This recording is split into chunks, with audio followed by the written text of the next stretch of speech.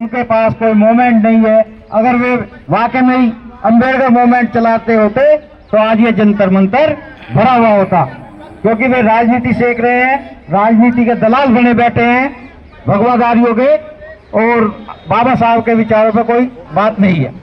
जय हिंद। मान्यवर लाल सिंह, एडवोकेट लाल सिंह जी आए अपने विचार रखें। साथियों, सभी को जय भीम।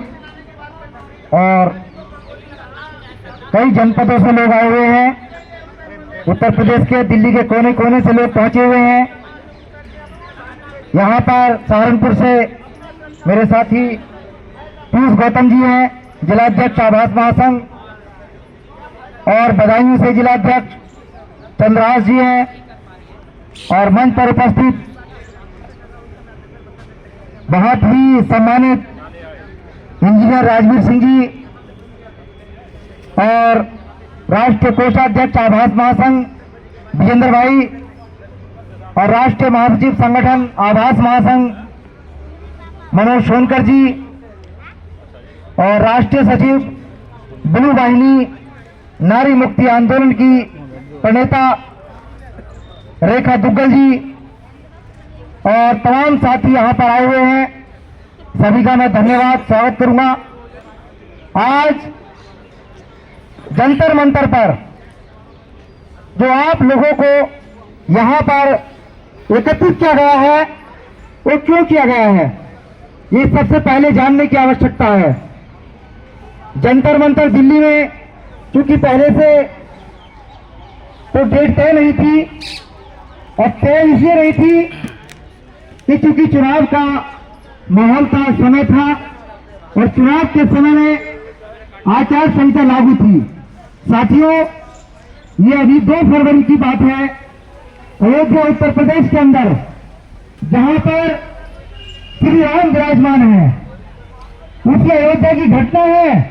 उसी अयोध्या के अंदर एक 22 वर्षीय लड़की अयोध्या कोतवाली में सहनाबाद गांव पड़ता है, एक सहनाबाद गांव, वहां पे बहुजन समाज की बेटी के साथ इतनी दरिंदगी, इतनी हैवानियत की गई कि सुनकर के दिल कांपता है, रूह कांप जाती है।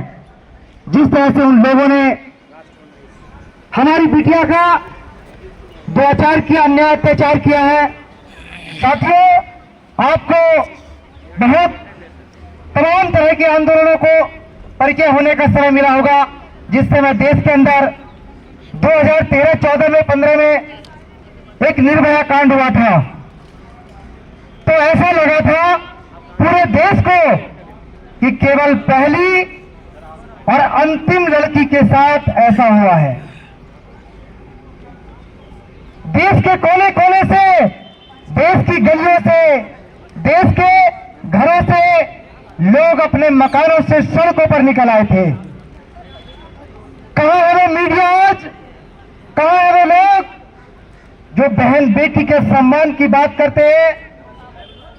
कहां है वो बहुजन समाज के नेता जो बहुजन समाज के नाम पर नेतागिरी करके दलाली और मक्कारी करते हैं, बहुजन समाज को बेचने का काम करते हैं? कहां है वो लोग? कुछ समझ नहीं आ रहा, कोई पता नहीं चल रहा, सब अपने घरों में बैठे हैं। क्या अयोध्या की बेटी देश की बेटी नहीं थी? क्या अयोध्या की बेटी किसी की बेटी नहीं थी, किसी की बहन नहीं थी? लेकिन नहीं, इस देश की मीडिया, प्रिंट मीडिया साइलेंट है। और मजे की बात तो यह है, अफसोस करता हूं मैं तो वहां अयोध्या की पुलिस पर कि 72-80 घंटे तक वहां की पुलिस ने कोई कार्रवाई नहीं की। कार्रवाई न करने का कारण ऐसा नहीं कि पता नहीं था, सारा पता हो गया था, लेकिन इंतजार में थी कि सरकार और सरकार के बैठे लोग हमें क्या डायरेक्शन देंगे। क्योंकि मैंने देखा कई बार पुलिस वही है और पुलिस में लोग भी वही है, लेकिन जब जब सरकारें बदलती है तो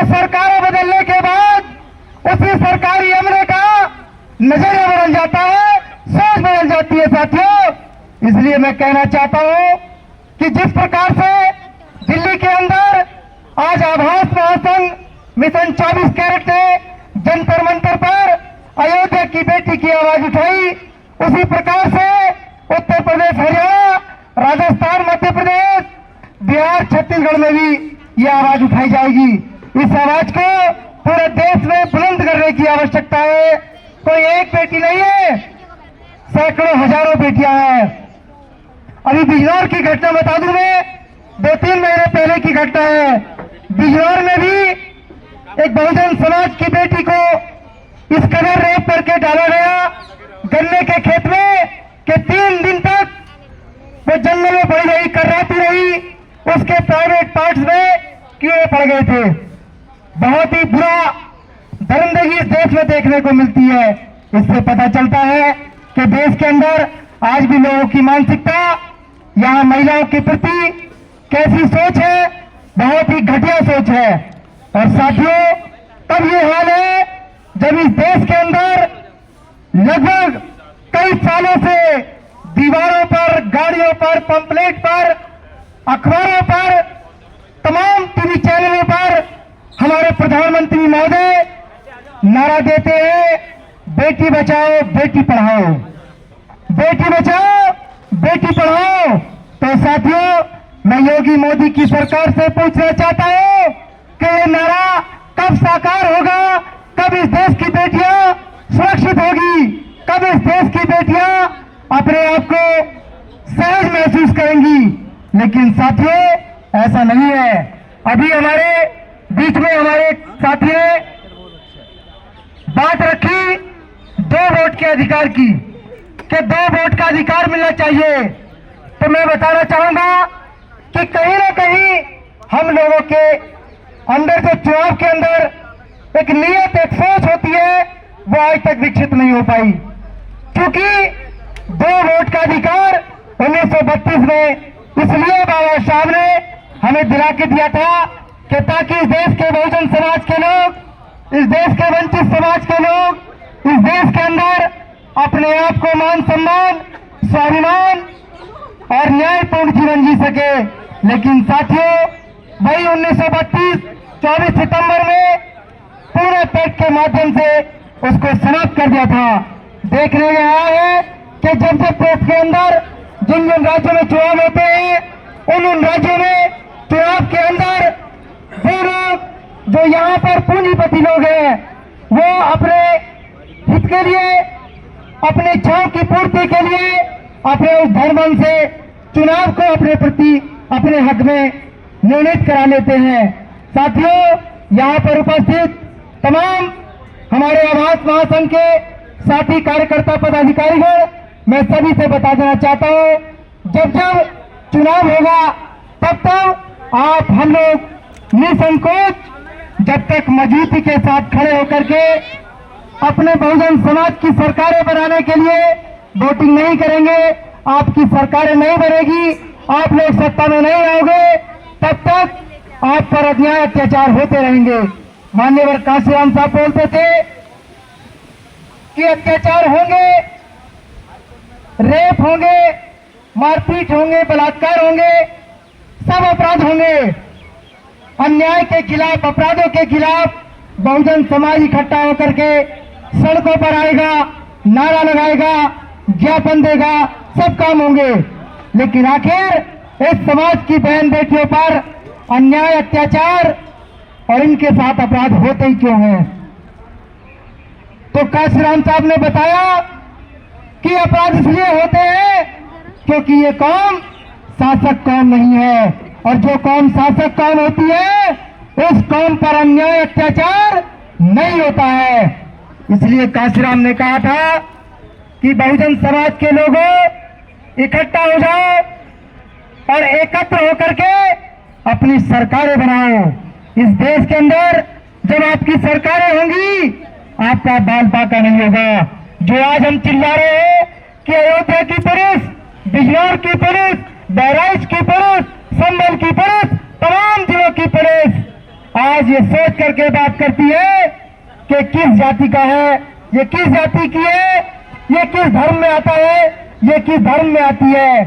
तो साथियों बता दूं मैं आपसे, इस देश में आज जो नौटंकी, जो ड्रामा जो चल रहा है, वो हिंदू और मुस्लिम का चल रहा है।